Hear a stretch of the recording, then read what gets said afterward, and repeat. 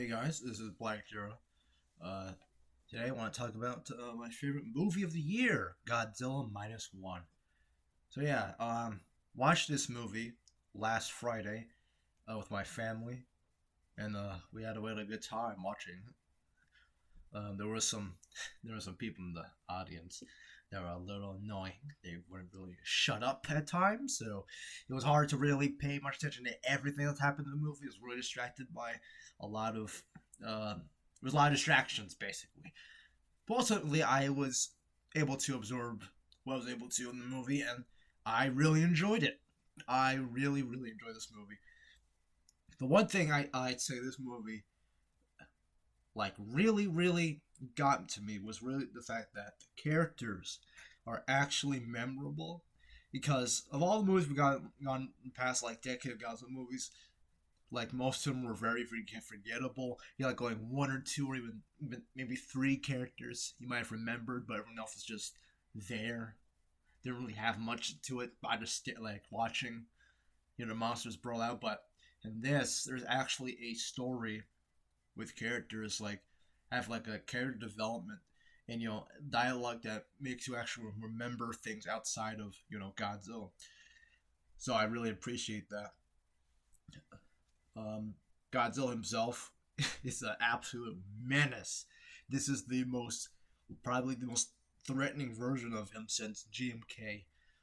um, it's the opening scene with him is probably the most terrifying scene with him. I like the most. I never felt so tense watching a scene of Godzilla, like ever. That opening scene, like I was on edge watching that. It felt so good.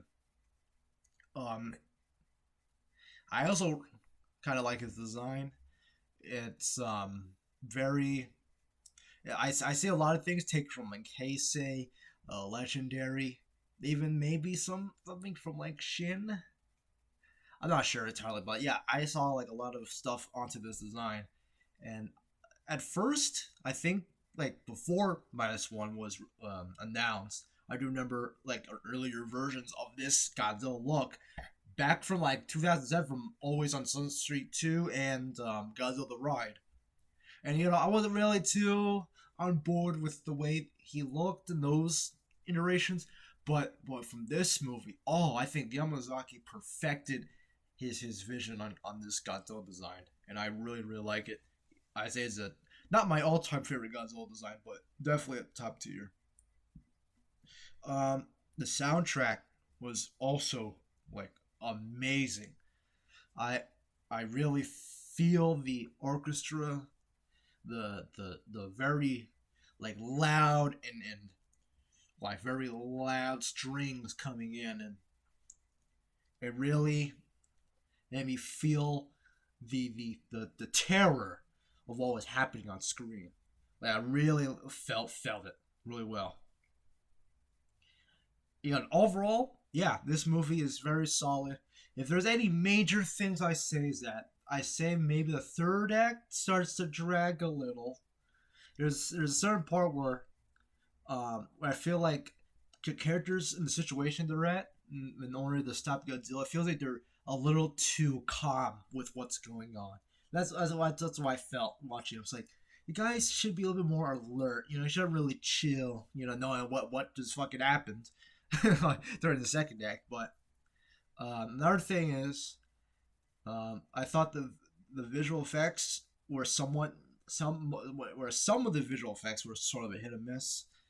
There's some shots where Godzilla moves a little too fast, almost too like it felt like he had much weight in some shots, but a lot of other shots where he's just when Godzilla's just walking, it looks really good. But when he's like using atomic breath and how fast the fast motion, I don't know, kind of put me out a little bit, a little too cartoony.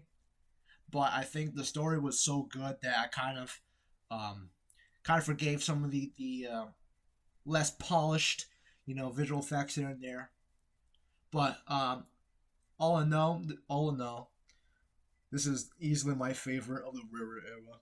And if we get a sequel, I hope please add an Anguirus. I hope he gets like a spotlight. All in all, yeah, that's pretty much all I have to say. I highly recommend it to Godzilla fans. And if you're not a Godzilla fan, I think this is probably almost, I would say, the perfect Godzilla movie for you to get hooked in. So yeah, that's all to say, and see you when I make a new video. Peace.